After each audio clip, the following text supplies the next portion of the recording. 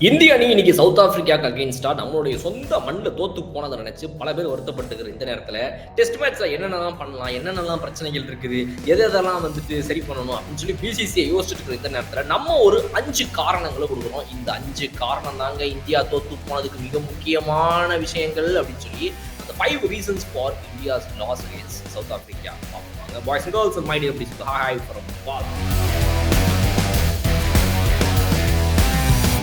So நம்ம பார்க்க போற முதல் ரீசன் என்ன, இந்தியா இப்படி ஒரு ஹோம் டெஸ்ட் சீரிஸ் தோக்குது. கௌதம் கம்பீரோடைய டென்யூர்ல வந்துட்டு 25 வருஷத்துல இந்தியா தோத்து போகாத அளவுக்கு ஹோம் டெஸ்ட் மேட்சஸ் இப்ப தோத்து போகுது. இதெல்லாம் காரணம் என்னங்க அப்படின்னு பார்க்கும்போது முதல் விஷயம் என்ன அப்படின்னா too much of T20 TMT, அதாவது டூ மச் ஆஃப் T20. இதுதான் வந்து நம்மளுடைய பிரச்சனை. அதாவது ஒரு கேலண்டர் இயர்ல வந்துட்டு ஒரு 100 மேட்ச் நடக்குது அப்படின்னா அதுல 70 மேட்சை வந்து நம்ம T20க்கு ஓடிஐக்கு வச்சுட்டு அதுல ஒரு 10-20% நம்ம டெஸ்ட்டுக்கு கொடுக்குறோம். அதுலயும் அந்த 70-80% லிமிடெட் ஓவர்ஸ்ல T20 மட்டுமே ஒரு 50-60% வந்துருது. ஸோ இதுதான் பிரச்சனை அப்படின்றது வந்து நம்மளால பார்க்க முடியுது. அப்போ டூ மச் ஆஃப் T20ங்கிறது இன்டர்நேஷனல் மேட்சஸா இருந்தாலும் சரி, ஐபிஎல்லா இருந்தாலும் சரி. ஐபிஎல் தாண்டி இன்டர்நேஷனல் மேட்சஸ் ஏன் அவ்வளவு அதிகம் வருது அப்படின்னா, ஒரு வருஷம் விட்டு ஒரு வருஷம் உங்களுக்கு T20ல வேர்ல்டு கப் இருந்துட்டே இருக்குது. 2024 இருக்குது, 2026 இருக்குது, அப்ப 2027 பாத்தீங்கன்னா இது 50 ஓவர் வேர்ல்டு கப் வருது. அப்ப 2028 திரும்ப ஒரு T20 வேர்ல்டு கப். ஸோ அந்த T20 வேர்ல்டு கப் வருவதற்கு முன்னாடி அப்படின்னு சொல்லி அந்த ஒரு பீரியட் ஆஃப் டைம் ஃபுல்லா வந்து T20 சீரிஸ் தான் எல்லா இன்டர்நேஷனல் மேட்சஸாகவும் நடக்கும். திரும்ப அதுக்கு அடுத்த வருஷம் ஐபிஎல் நடக்கும். முடிஞ்சதுக்கு அப்புறம் கொஞ்சம் ஓடிஐ மேட்ச் நடக்கும். Champions trophy 6 ODI world cup வரும். அது முடிஞ்ச உடனே திரும்பவும் வந்து வருஷம் ஃபுல்லா பாத்தீங்க அப்படின்னா T20 மேட்சஸ் தான் நடக்கும். ஸோ இந்த விஷயம் அப்படிங்கிறது வந்து ரொம்ப அதிகமாவே இருக்கு. இன்னொன்னு, நீங்க சாம்பியன்ஸ் டிராஃபி நடக்கிறதுக்கு முன்னாடி கூட பாத்தீங்கன்னா எந்த அளவுக்கு இந்தியா ஓடிஐ சீரிஸ் விளையாடுச்சு அப்படின்னா கம்மிதான். சாம்பியன்ஸ் டிராஃபி 50 ஓவர் ஃபார்மட்டுக்கு முன்னாடி நடந்த சில மாதங்கள்ல 1-2 ஓடிஐ சீரிஸ் விளையாடி மத்த எல்லாமே T20 சீரிஸ் தான் அப்பயும் விளையாடிட்டு இருந்தாங்கன்றது மிகப்பெரிய ஒரு சோகத்திற்குரிய ஒரு விஷயம். அப்போ too much of T20 is not good for health அப்படின்ற இந்த ப்ராவபோட நம்ம ரெண்டாவது விஷயத்துக்கு போவோம். இந்தியாவுடைய இந்த சவுத் ஆப்பிரிக்கா சீரிஸ் லாஸ்க்கு லீடப் ஆன ரீசன்ஸ்ல இரண்டாவது முக்கியமான விஷயம் என்ன அப்படின்னா, வாஸ்கி அவர்கள் நம்மளோட ஒரு 2-3 வருஷமா தொடர்ந்து சொல்லிட்டு இருக்கிற நோ ட்ரைஃபர்கேஷன் அப்படின்ற அந்த இஷ்யூ தான். ட்ரைஃபர்கேட் பண்ணுங்க, 3 டீம்ஸா பிரிங்க அப்படின்னு பாஸ்கி அவர்கள் உயிரை கொடுத்து கத்திக்கிட்டு இருக்காரு நம்ம சேனல்ல 3 வருஷமா. 3 ஃபார்மட்டுக்கு 3 கேப்டனை போடுங்களான்னு சொன்னவர் இன்னைக்கு 3வது வருஷம் முடிவுல 3 கோச்சையே பேசாம போட்டுருங்க அப்படின்னு ரொம்ப கோச்சுக்கிட்டாரு இன்னைக்கு வீடியோல பேசும்போது. அப்போ 3 கோச்சை போட்டீங்கன்னா அந்தந்த கோச்சுக்கு ஏற்ற கேப்டன் வந்துருவாங்க. ஏன்னா இப்ப கௌதம் கம்பீர் என்ன சொல்றாரு, ஒரே ஒரு கோச் வந்து ஒரு கேப்டன் வச்சிருந்தா தாங்க எல்லா ஃபார்மட்டுக்கும் செட் பண்ண முடியும் அப்படின்னு. அப்ப கோச்சையே 3ஆ வச்சுட்டா அந்த இதுக்கு வந்துட்டு பிசிசிஐ நகரணும் அப்படிங்கிறது தான். இவர் T20ல ஐபிஎல்ல கப்படிச்சு கொடுத்தாருப்பா, அவருக்கு என்னவா தெரியும் டெஸ்ட்ல கேப்டன்சி எப்படி பண்ணணும் அப்படின்ற மூளை அவங்களுக்கு முன்னாடியே வேலை செஞ்சிருந்திருக்கணும். இன்னைக்கு அது வேலை செய்யலைங்கிறத காட்டி கொடுத்துருச்சு. அதையும் மீறி நான் முட்டு கொடுப்பேன், ஃபுல் டென்யூர் முடிகிற வரைக்கும் போவேன் அப்படின்லாம் இருந்தாங்கன்னா அவங்க நட்டம் பண்ணிக்கங்க அப்படின்னு நம்ம விட்டுற வேண்டியதான். அதனால இந்த ட்ரைஃபர்கேஷனுங்கிறது கேப்டன்சிக்கு முன்னாடி முதல்ல கோச்ல இருந்து ஆரம்பிக்கணும். 3 கோச், அந்த 3 கோச்சுக்கு 3 கேப்டன் 3 டீம்னு தனியா பிரிச்சு நம்ம இன்னும் இது அதிகம் கூட பண்ணலாம். ஆக்சுவலா அதை பத்தி நம்ம தனியா இன்னொரு வீடியோல பேசுவோம். 3வது காரணத்துக்கு இப்ப நம்ம போலாம். அதாவது no importance for test matches from the BCCI.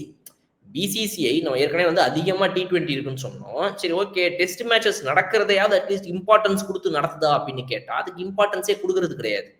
அதை போடுற டைமே நீங்க பாத்தீங்கன்னா தீபாவளிக்கு கொஞ்சம் அப்புறம், நியூ இயருக்கு கொஞ்சம் முன்னாடி, இந்த சம்மர்லாம் விட்டுறது.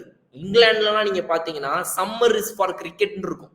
சம்மர்னு ஆரம்பிச்சிருச்சுன்னா அவ்வளவுதான்டா, the summer is here, the summer is here. என்ன வெயில் வந்ததெல்லாம் எதுக்கு கிரிக்கெட்ல பேசிட்டு நம்ம யோசிப்போம்.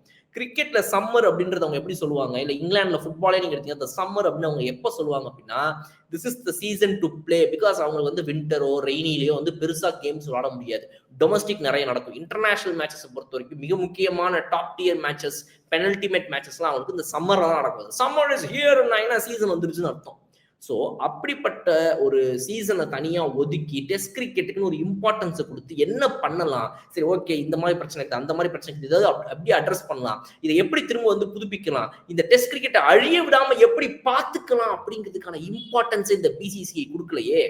நாளுக்கு நாள் ஆக ஆக ஆக என்ன பண்றோம், சத்தீஸ்வர் புஜாராவை போன்றோம், அஜிங்கிய ரஹானேவை போன்னு சொல்லிடுறோம், எல்லாரையும் அனுப்பி விட்டுட்டு இன்னைக்கு விராட் கோலியை துரத்தி விட்டுட்டு ரோஹித் சர்மாவை கிளப்பி விட்டுட்டு இப்போ வந்து உட்காந்துட்டு நாங்க ஒரு டிரான்சிஷன் ஃபேஸ்ல இருக்கோம், இந்த ஃபேஸ்ல ரொம்ப முக்கியமான விஷயங்கள் அப்படின்னா, சார் நீங்க டிரான்சிஷன் நடக்கிறதுக்கு காரணமானதே நீங்க தான் சார் அப்படின்னு நம்ம கௌதம் கம்பீர் நீ கை காட்டலாம். அப்போ importance for test cricket is very important.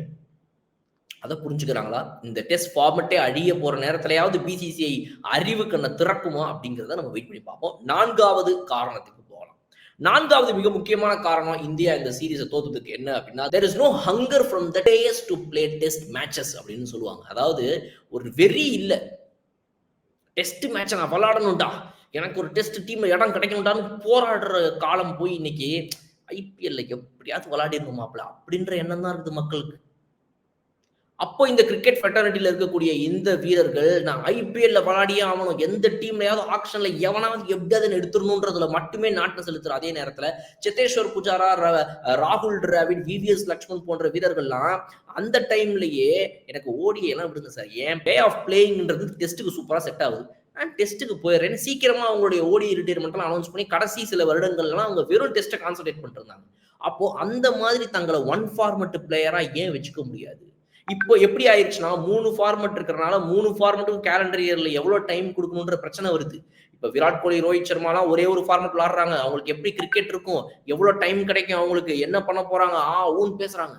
ஒரு காலத்துல ராகுல் டிராவிட் ஒரே ஒரு ஃபார்மட் பிளேயரா இருந்தாரு, அவர் எப்படி கான்சன்ட்ரேஷன் விளையாடினாரு? ஏன்னா அந்த அளவுக்கு number of test matches calendar இயர்ல இருந்துட்டே இருக்கும். ராகுல் டிராவிட் சும்மா வீட்டுல உட்காந்து வருஷத்துல ஒரு மாசம் விளையாட மாட்டாரு. அதுதான் இப்ப இங்க நடக்குது. நம்ம ஏற்கனவே சொன்ன அந்த முதல் காரணம் டூ மச் ஆஃப் T20. அடுத்தது இம்பார்ட்டன்ஸ் ஃபார் டெஸ்ட் மேட்சஸ் 3வது சொன்ன காரணம். இதெல்லாம் சேர்த்துதான் 4வது வீரர்கள் கிட்ட அந்த வெறி இல்லை இன்னைக்கு. இது எதுவுமே இல்லாதனால 4வதா வீரர்கள்ட்ட வெறி இல்லை. ஐபிஎல் தான்ப்பா மொத்த இதுவும் சேர்ந்து இந்த சிஸ்டமே ஓடுது, நம்ம அந்த சிஸ்டத்துக்குள்ள ஓடுவோம் அப்படின்னு அதை நோக்கிதான் எல்லாரும் ஓடுறாங்க. டெஸ்ட் மேட்ச்ல நான் சேரணும், பல கோடி சம்பாதிக்கணும் அப்படின்ற ஆசை யாருக்கும் வரலையே. ஐபிஎல்ல 16 கோடி ஏலத்துல, 25 கோடி ஏலத்துல போயிடணும், அவ்வளவுதான் செட்டில் அப்படின்னு அங்கெல்லாம் மைண்டு போகுது. அப்போ வீரர்களுமே இன்னும் முடிவு பண்ணணும். இதெல்லாம் வந்து ஏற்கனவே பாஸ்கி அவர்களோட பேசின இந்த 2வது டெஸ்ட் மேட்சோட ரிவ்யூ வீடியோல பாஸ்கி RRRல சார்ட்ட கேட்டிருந்தேன், சார் இந்த மாதிரி KL ராகுல் வந்துட்டு இந்த வருஷம் வந்து ஐபிஎல்ல தன்னை நிரூபிச்சே ஆகணும்னு சவால் எடுத்து தன்னுடைய ஸ்ட்ரைக் ரேட்டை 150க்கு ரைஸ் பண்ணாரு. அதே வருஷத்துல அவருடைய ஸ்ட்ரைக் ரேட் அண்ட் அவருடைய form and everything in test decline ஆயிடுச்சு. அங்க நீங்க T20 ஸ்ட்ரைக் ரேட்டை ஏத்துறீங்க, இங்க உங்க டெஸ்ட் ஆவரேஜ் குறையுது. அப்போ இரண்டுமே ஒரே சமயத்தில் நடக்குது. அதுல இருந்த வெறி இத கெடுத்துருச்சு. அப்ப இதுக்கான வெறிய போட்டு சத்தேஸ்வர் புஜாரா மாதிரி, டிராவிட் மாதிரி, ஒரு ராகுல், விவிஎஸ் லக்ஷ்மன் மாதிரி யாரு ஆட போறா? Who is going to be your the guy for test matches அப்படின்ற அந்த கேள்வி இன்னும் தொடர்ந்துகிட்டே இருக்கு. 5வது காரணத்தை பார்ப்போம். 5வதா மிக முக்கியமான காரணம் இதுதான் அப்படின்னு நான் நினைக்கிறேன். என்னதான் பிளேயருங்க ஹங்கரு, வெரி, டைம், ஸ்லாட் அது என்ன இருந்தாலும் கிடைக்கிற நேரத்துல அட்லீஸ்ட் விளையாட முடியுதானா? முடியல. அது காரணம் இந்த 5வது காரணம் என்னன்னா, too many chops and changes. கருணாயர், என்னப்பா இங்கிலாந்து சீரிஸ் நீ ஒழுங்கா விளையாடல, கிளம்பு. சாய் சுதர்ஷன், என்னப்பா நீ இந்த சவுத் ஆப்பிரிக்கா சீரிஸ் ஒழுங்கா விளையாடல, ஐயா அவ்வளவுதான், நம்பர் 3 அவ்வளவு சும்மா கிடைக்காது தம்பி, கிளம்பு கிளம்பு கிளம்புன்னு பவர் கிளப்பி விட்டுருவாங்க இந்த சீரிஸ்க்கு அப்புறம். அப்ப கன்சிஸ்டன்சி நீங்க காட்டணும் சார். ஒரு பிளேயர்ஸ் கிட்ட கன்சிஸ்டன்சி வேணும்னா அவங்களை செலெக்ஷன் பண்ற அந்த செலெக்ஷன் கமிட்டி ஒரு கன்சிஸ்டன்சில ஃபர்ஸ்ட் இருக்கணும். இதை நம்ம இதுக்கு முன்னாடி நிறைய தடவை நம்ம சேனல்ல நம்ம பேசியிருந்திருக்கோம். செலெக்ஷன் கமிட்டி ஒரு பிளேயரை எடுத்தா அவங்க இந்த ஏற்கனவே சொன்ன எக்ஸாம்பிள் தான், இந்த இதுலலாம் வந்துட்டு கல்யாண பந்தியிலலாம் பின்னாடி ஒருத்தர் நின்றுட்டே இருப்பாரு, எப்படா அவன் எந்திரிப்பான் உட்காரலாம், அந்த மாதிரி ஒரு ஃபீலிங் நீங்க உங்க பிளேயர்கிட்ட கொடுத்துட்டே இருந்தா எப்படி சார் அவங்களால நிம்மதியா விளையாட முடியும்?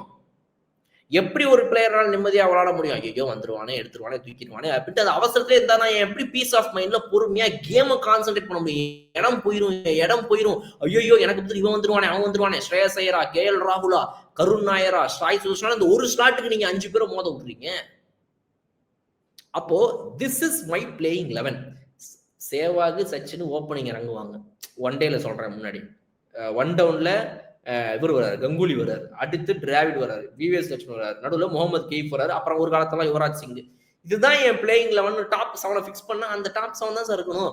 ஹர்பஜன் சிங் தான் உங்க பவுலர், ஜாகிர் கான் தான். இன்னைக்கு நமக்கு ஆப்ஷன்ஸ் நிறைய வந்துருச்சு.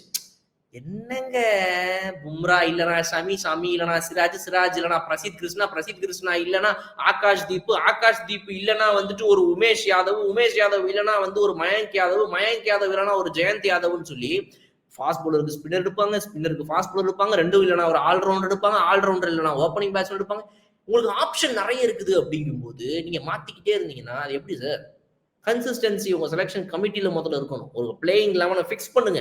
6 மாசம் நான் அவனை தொடவே மாட்டேன். 6 சீரிஸ் மாசத்துக்கு ஒரு சீரிஸ் ஆடு. 6 மாசம் முடிவுல 6 சீரிஸ் முடிவுல நீ என்ன அடிச்சிருக்கியோ அது முடிவு பண்ணும். அடுத்த 6 மாசம் நீ இருப்பியா மாட்டியா? அப்படி இருக்கணும் சார்.